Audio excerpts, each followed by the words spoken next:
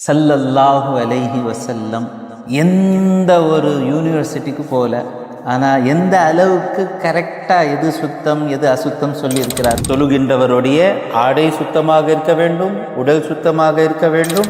எந்த பறவைகள் கொத்தி திங்கிறதோ காலில் பிடிக்காம அதெல்லாமே எந்த அசுத்தத்தின் காரணமாக உது முடிகின்றதோ அவைகள் என்னென்ன வெளியே இருந்தால் உது முடிஞ்சிரோமோ. அஸ்ஸலாமு அலைக்கும் வரஹ்மத்துல்லாஹி வபரகாத்துஹு. நஹ்மதுஹு வ நுஸல்லி அலா ரசூலிஹில் கரீம் வ அலா ஆலிஹி வ அஸ்ஹாபிஹி அஜ்மஈன். கண்ணியம் நிறைந்த அல்லாஹ்வின் நல்லடியார்களே, இன்று நாம் முக்கியமான சட்டங்கள், அதாவது தொழுகின்றவர் உடைய ஆடையும் உடலும் மேலும் அவர் தொழுகின்ற இடம் சுத்தமாக இருக்க வேண்டும்.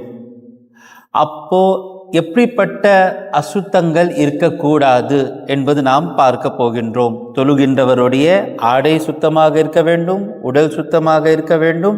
மேலும் அவர் எந்த இடத்துல தொழுகின்றாரோ, அதாவது நெற்றி, கை, முட்டி, கால் எங்கே வைப்பாரோ அந்த இடம் சுத்தமாக இருக்க வேண்டும். அசுத்தங்கள் ஷரியத்தின்படி பார்த்தால் இரண்டு வகையானது. ஒன்று நஜாசத் சொல்லுவாங்க. அசுத்தத்துக்கு என்ன சொல்லுவாங்க? நஜாசத். அரபியில் நஜாசத் கலீபா பா, அதாவது கடுமையான அசுத்தம் என்று சொல்லலாம் தமிழில். இரண்டாவது நஜாசத் ஹஃபீஃபா, அதாவது லேசான அசுத்தம். அப்போ நஜாசத் கலீதா எந்தெந்த பொருள்கள் கடுமையான அசுத்தங்கள் என்று கருதப்படுகின்றன? ஓடும் இரத்தம். ஆடு அறுக்கிற நேரத்தில் அறுத்ததுக்கு பிறகு அந்த ரத்தம் ஓடும் பாருங்க, அது நஜாசத் கலீதா. அதுக்கு பிறகு தானாகவே இறந்து போன விலங்கு, தானாகவே இறந்துச்சு, அப்படிப்பட்ட விலங்குடைய மாமிசம், இரத்தம், கொழுப்பு, மேலும் அதனுடைய தோல், அந்த தோலை எடுத்து தானாகவே இறந்து போயிடுச்சு, அதனுடைய தோல் எடுத்து அது சூடு கொடுத்ததுக்கு பிறகு அசுத்தம் போயிடும். சூடு கொடுப்பதற்கு முன்னால அந்த தோல் அசுத்தமாக இருக்கும், அந்த மாமிசம் அசுத்தம், அந்த மாமிசம் பட்டுச்சுன்னு சொன்னால் அசுத்தமாயிடும், ரத்தம், கொழுப்பு. அதுக்கு பிறகு சாப்பிட ஹராமாக்கப்பட்ட விலங்குகள் என்னென்ன அங்கே சாப்பிட்றதுக்கு ஹராமு? நாய், பூனை, வேற என்ன, கழுதை, பால, சிங்கம். சிங்கம் சாப்பிட்றதுக்கு ஹலால் வச்சா கூட வாங்குறது கஷ்டம், பண்ணி. அப்போ சாப்பிட்றதுக்கு ஹராமாக்கப்பட்ட விலங்குகள் மற்றும் மனிதனுடைய மலம், ஜலம் இரண்டுமே, சிறுநீரும் மலமும் அசுத்தமானது. எப்படிப்பட்ட அசுத்தம்? நஜாசத் கலீதா.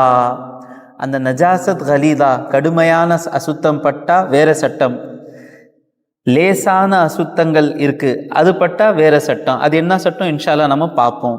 அதுக்கு பிறகு ஒன்னொன்னா அந்த யூடியூப்ல திருப்பி திருப்பி கேட்டால் இந்த சட்டங்கள் தெரிஞ்சிடும்.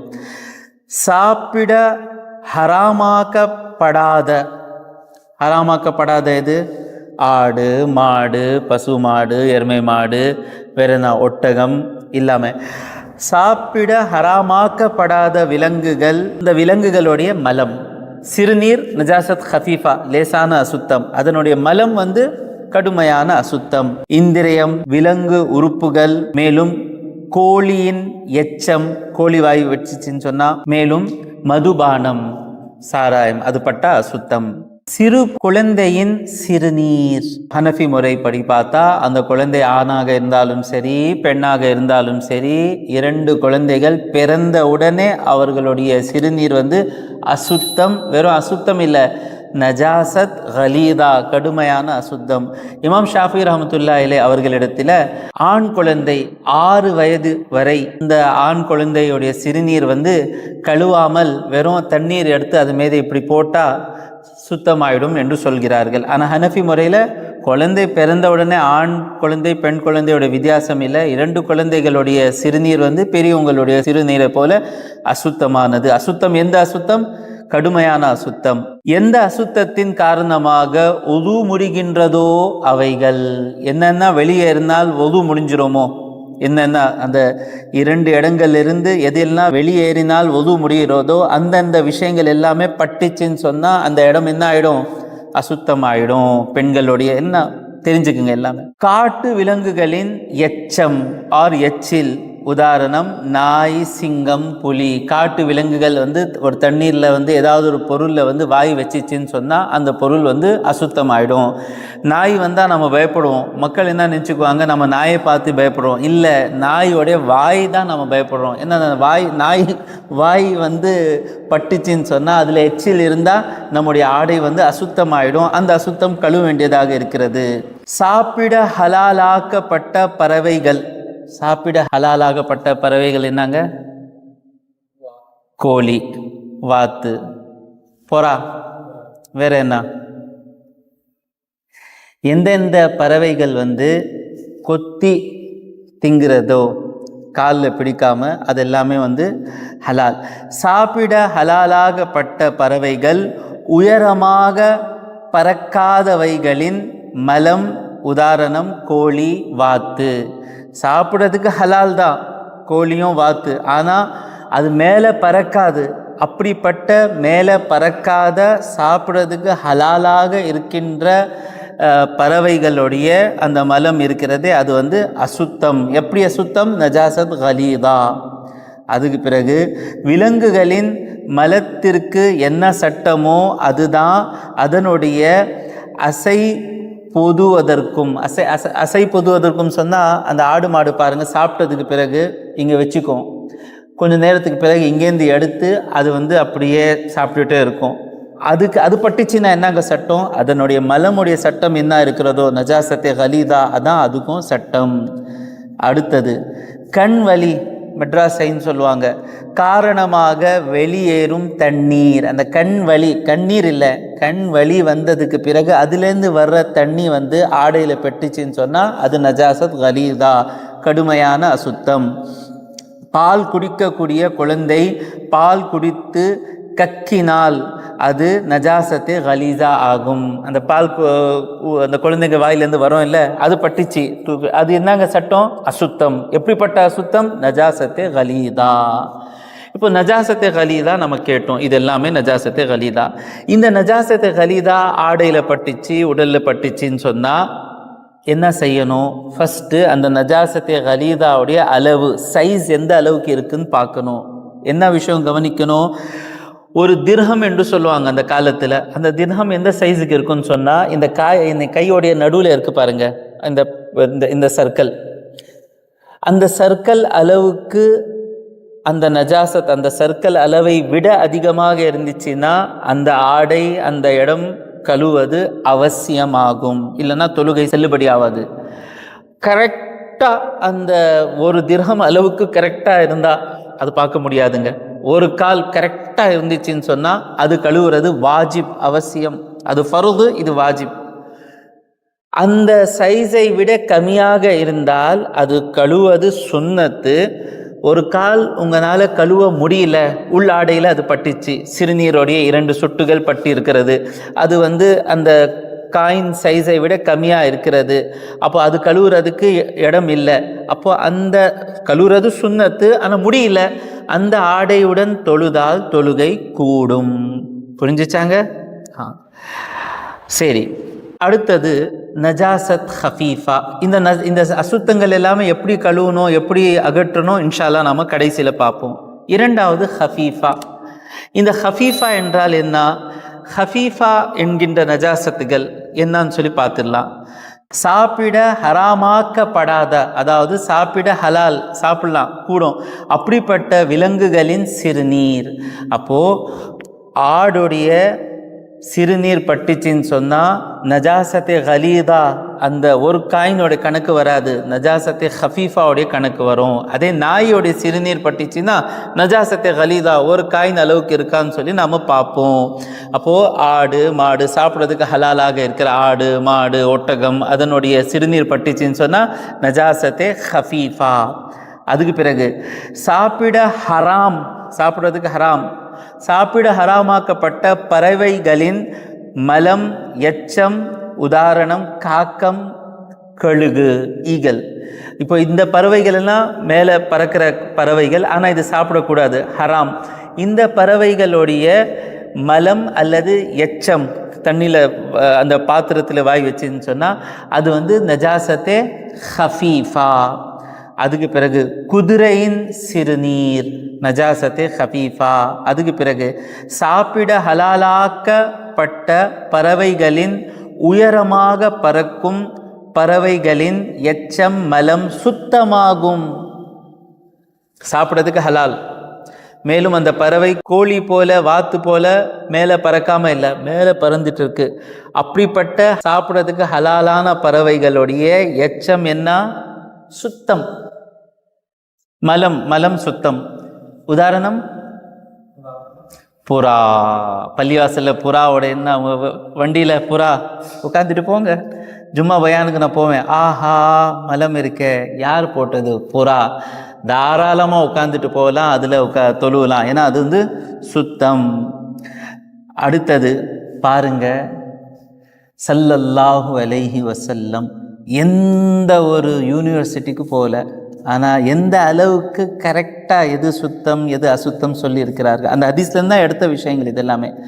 அடுத்தது மீன்கள், தண்ணீரில் வாழும் மற்ற மிருகங்கள், முட்டை பூச்சி, கொசுவின் இரத்தம், கழுதையின் எச்சில் மற்றும் வியர்வை, இவை அனைத்தும் சுத்தமானவைகள். எதெல்லாமே சுத்தமானவைகள்? மீன்கள், தண்ணீரில் வாழும் மற்ற மிருகங்கள், மூட்டை பூச்சி, கொசுவின் இரத்தம், கழுதையின் எச்சில் மற்றும் வியர்வை, இவை அனைத்தும் சுத்தமானவைகள். அதுக்கு பிறகு சிறுநீரின் மிகவும் சிறிய துளிகள் ஊசி நுனி அளவிற்கு உடம்பிலேயோ ஆடையிலேயோ பட்டால் அது சுத்தமானது. சிறுநீர் வருது, சின்ன சின்ன சின்ன சின்ன டாட்ஸ் ஆடையில் பட்டுச்சுன்னு சொன்னால் அது கண்டுக்காம அது வந்து சுத்தமானது. அதுக்கு பிறகு கரி, ஈரல், இதில் மீது முள்ள இரத்தம் சுத்தமானது. அப்போ நம்ம ஹலால் ஆக்கிட்டோங்க, பக்ரீத்தில் வந்து அறுத்துட்டோம். அந்த கறி மாமிசம் இருக்குது பாருங்கள், அதில் ரத்தம் இருக்கும், அது ஓடுகின்ற ரத்தம் இல்லை. அந்த ரத்தம் பட்டுச்சின்னு சொன்னால் அந்த ரத்தம் சுத்தமானது. சுத்தமானது. வழியில் உள்ள சேர் சகதி சுத்தமானது, அதன் அசுத்தம் தெரியாதவரை ஆனால் சுத்தம் செய்வது சிறந்தது. சேர் சொன்னால் இப்போ இந்த காவாலேருந்து வெளியில் வர்ற அந்த சேர் இல்லை. சேர் சொன்னால் ஊரில் எல்லாம் ரோடு இருக்காது, அந்த மணல் இருக்கும். அந்த மணல் வந்து தண்ணி பட்டதின் காரணமாக சேராக மாறும். அப்போ சேர் சொன்னாலே அசுத்தம் இல்லை. அசுத்தம் சொன்னால் தொழுவதற்கு தடை செய்யக்கூடிய அளவுக்கு அசுத்தம் இல்லை. ஆனால் அது வந்து டாய்லெட்டோடைய இதுலேருந்து வெளியில் வருது, அதில் டாய்லெட்டோடைய வாடகை வந்துச்சின்னு சொன்னால் அப்படிப்பட்ட சேர் வந்து அசுத்தமானது. ஆனால் அது டாய்லெட் இல்லை, வெறும் மழை பெஞ்சிச்சு, மழை பெஞ்சதின் காரணமாக அந்த தூசியும் மண் வந்து சேராக மாறிச்சின்னு சொன்னால் அது பட்டுச்சின்னு சொன்னால் தொழுவதற்கு தடை இல்லை.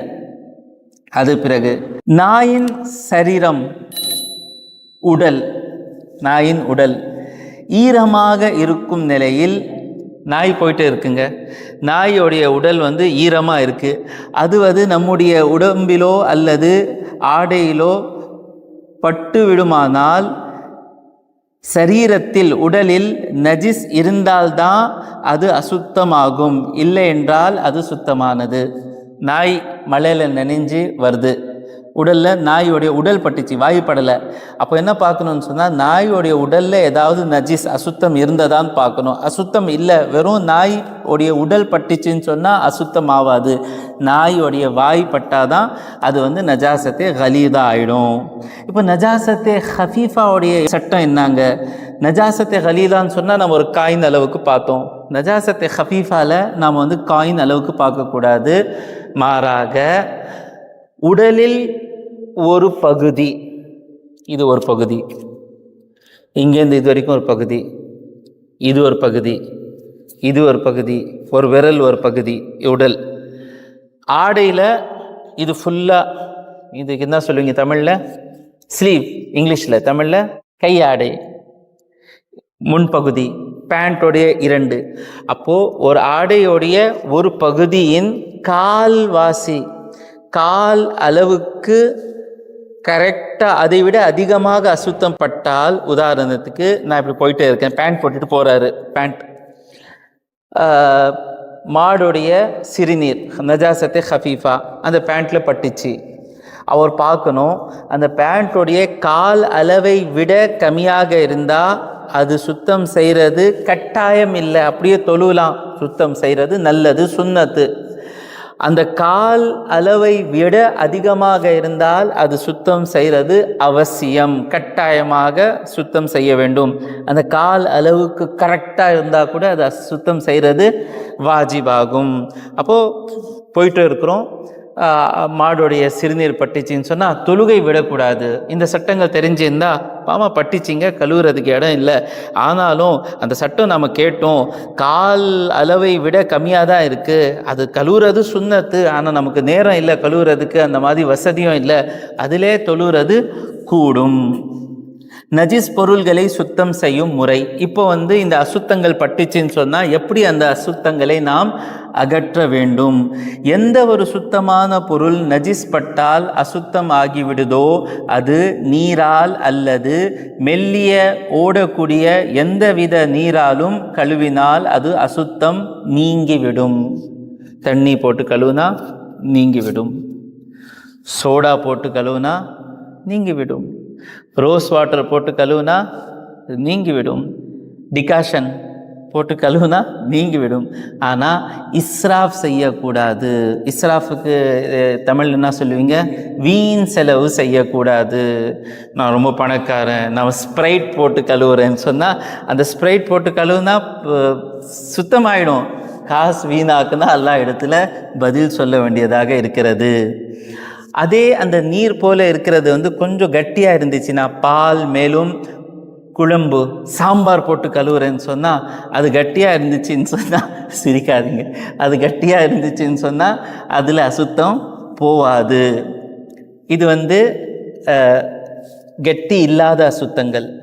கட்டியான அசுத்தங்கள், மலம் பட்டுச்சு, வேற என்னங்க, மாடுடைய சாணி பட்டுச்சு, கட்டியான அசுத்தம் பட்டுவிட்டால் அந்த நஜிஸின் நிறமும் நாற்றமும் நீங்கும் வரை கழுவ வேண்டும். 3 தடவை கழுவினால் போகாது, அது போகின்ற வரை கழுவிட்டே இருக்கணும். நல்லா அது போகிற வரைக்கும் அந்த மாடோடைய அந்த சாணி பட்டுச்சின்னு சொன்னால் அந்த சாணி ஃபுல்லாக, அந்த சாணியோட கலரும் போயிடணும், மனமும் போயிடணும், அந்த போகிற அளவுக்கு கழுவணும். இரண்டும் நீக்க முடியாது. ரத்தம் பட்டுச்சு, எந்த அளவுக்கு கழுவுனா கூட ரத்தத்தின் மனம் இது போயிடுச்சு, வாடை போய் துர்நாற்றம் போயிடுச்சு, ஆனால் ரத்தத்துடைய கலர் போல. அப்போ கலர் போகணுன்னு சொன்னால் அந்த ஆடையே நாம் கிழிக்க வேண்டியதாகும். அந்த அளவுக்கு முயற்சி பண்ண தேவையில்லை. எந்த அளவுக்கு உங்களால் முடியுதோ அந்த அளவுக்கு கழுவுனதுக்கு பிறகு அது போட்டு தொழுவலாம். இலகலான அசுத்தம் துணியில் பட்டுவிட்டால், சிறுநீர் பட்டுச்சு, அப்போ அது பட்டால் என்ன, 3 முறை கழுவி 3 முறை பிழிய வேண்டும். இப்போ தண்ணி பட்டுச்சு, அசுத்தம் சிறுநீர் இருக்குது, தண்ணியில் போட்டு 3 தடவை பிழிய வச்சு அந்த தண்ணியை சுற்றுவது நின்றுடணும். 2வது தடவை நல்ல இது மாதிரி இது பண்ணி அந்த மாதிரி 3 தடவை பண்ணி 3வது தடவை தண்ணி வர்றது நின்றுச்சின்னு சொன்னால் அது தண்ணி என்ன ஆகிடும், என்னங்க, அதே தண்ணியில் போட்டு அந்த அசுத்தமாகிடும். ஃப்ரெஷ் தண்ணி எடுக்கணும். அப்போ அந்த ஆடை சுத்தமாகிவிடும். எந்த பொருள்கள் பிழிய முடியாதவைகளாகோ, கோட் இருக்குது, சட்டம் கேட்டுட்டு போய் நல்ல காஸ்ட்லி கோட், 50,000 ரூபாய் கோட் அல்லது பட்டு சேலை, அது எடுத்துகிட்டு போய் பிழிய செஞ்சால் எல்லாமே போயிடும், வீணாகி போயிடும். அப்போ எந்த பொருள்கள் பிழிய முடியாதவைகளாக இருக்கிறதோ, உதாரணம் பாய் எடுத்து பிழிய செஞ்சு போயிடும். பாத்திரம் சொன்னால் வேறு ஸ்டீல் இல்லாத பாத்திரங்கள், காலனி போன்றவைகளை முதல் முறை கழுவி அத்தண்ணீரில் சொட்டுவது நின்று பிறகு அதை போன்று மேலும் 2 முறை செய்ய வேண்டும். இப்போ இது நீங்கள் பாய் வச்சுக்கோங்க. இந்த பாய் கழுவி இப்படி வச்சிடணும். தண்ணி சொட்டுவது நின்றதுக்கு பிறகு ஒரு சொட்டு கூட தண்ணி அது ஈரமாக இருக்குது, ஆனால் தண்ணி சொட்டுவது நின்றுச்சு. 2வது தடவை தண்ணி சொட்டுவது நின்றுச்சு. 3வது தடவை அந்த தண்ணி சொட்டுவது நின்றுச்சின்னு சொன்னால் அது எடுத்து யூஸ் பண்ணலாம். இது எப்போ லிக்விட் யூரின் ஏதாவது பட்டாதான். மலம் பட்டால் 3 தடவை பண்ணா இல்லை, 100 தடவை பண்ண வேண்டியதாக இருந்தால் கூட 100 தடவை கூட சுத்தம் பண்ண வேண்டும். மேன்மையான ஆடைகள், அதான் பட்டு சேலைகள் அந்த மாதிரி இருந்துச்சுன்னு சொன்னால் அதுக்கும் இதே சட்டம் தான். 3 தடவை தண்ணீர் சுட்டுவது நின்றுச்சின்னு சொன்னால் 3 தடவை கழுவ வேண்டும். தண்ணீரில் உறிஞ்சாத பொருள்கள், உதாரணம் கண்ணாடி பாத்திரங்கள், இரும்பு, ஸ்டீல், பிளாஸ்டிக் போன்றவைகளை 3 தடவை கழுவினால் போதும், தண்ணீர் சொட்ட விட வேண்டியதில்லை. அப்போ பாத்திரங்கள் தண்ணி போகணும்னு சொல்லல, 1 தடவை 2 தடவை 3 தடவை, ஏன்னா அது தண்ணி உள்ளே போகாது, அப்சர்வ் ஆகாது. அதனால 3 தடவை வெறும் கழுவுனா போதும். தரையில் இருந்த அசுத்தத்தின் தாக்கம், தரையில் சிறுநீர் இருக்குது, தரையில் இருந்த அசுத்தத்தின் தாக்கம் நீங்கி அந்த தரை காய்ந்து விட்டால் அந்த தரையில் தொழுவது கூடும், ஆனால் தயமும் செய்வது கூடாது. அந்த இடத்துல சிறுநீர் இருந்துச்சு, சூரியனுடைய வெயில் காரணமாக அது காஞ்சிச்சு, இப்போ அந்த மனமோ துர்நாற்றமோ இல்லை, அதனுடைய எந்த ஒரு தாக்கமோ இல்லைன்னு சொன்னால் அங்கே தொழுலாம், ஆனால் அந்த இடத்துல தயமும் செய்யக்கூடாது. அப்புறமா கடைசி சட்டம், காய்ந்த விந்தின் அசுத்தம் உடலில் இருந்து அல்லது ஆடையில் இருந்து சுரண்டுவதால் நீங்கிவிடும். காஞ்சிச்சு, அப்போ அது வெறும் சுருண்டினால் நீங்கிவிடும். இப்போ கேட்பாங்க, மேட்ரஸ், பெட், மெத்தையில் யூரின் பட்டுச்சுன்னா என்ன ஆகும்னு சொன்னால் அந்த மேலே இருக்கிற பகுதியை தண்ணீரால் அந்த சிறுநீரோடைய நாற்றம் போகின்ற வரை அது கழுவி இப்படி தொடச்சி அந்த இது போயிடுச்சின்னு சொல்லி தெரிஞ்சிச்சுன்னா அது என்ன ஆகிடும், சுத்தமாகிவிடும். கேள்விகள் இருந்தால் கமெண்ட்டில் நீங்கள் கேட்கலாம். எது வச்சு வைப், ரேஹான் ஹசரத் கேட்குறார்கள், வைப் வச்சு தடுவுனா போயிடுமா? அந்த வாடே போயிடணும். சிறுநீர் இருந்தால், மலம் இருந்தால் வாடையும் போகணும், அந்த கலரும் போகணும்.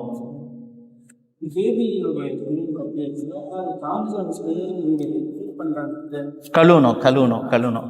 ஆமாம், பேபியோடைய அந்த இது பால் குடிச்சதுக்கு பிறகு வெளியில் வரும் பாருங்கள் அந்த தண்ணீர், அதை பற்றி கேட்குறாரு ஹசரத், அபூபக்கர் ஹசரத் கேட்குறாரு. அது கழுவணும், அது காஞ்சா கூட அது கழுவணும். சிறுநீர் என்ன பட்டாலும் கழுவுறது அவசியமாகும். வேறு ஏதாவது கேள்வி இருக்கா?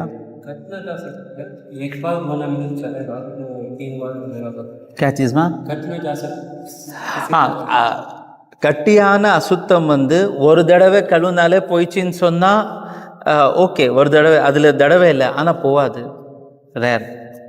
வேறு ஏதாவது கேள்வி இருக்கா? பல கேள்விகள் வரலாம், வந்தால் நீங்கள் கமெண்ட் செக்ஷனில் கேளுங்க. இன்ஷா அல்லாஹ் முடிந்த அளவுக்கு கேள்விகளுக்கு பதில் தருவோம். வாஹிரு தாவானா அல்ஹம்துலில்லாஹி ரப்பில் ஆலமீன்.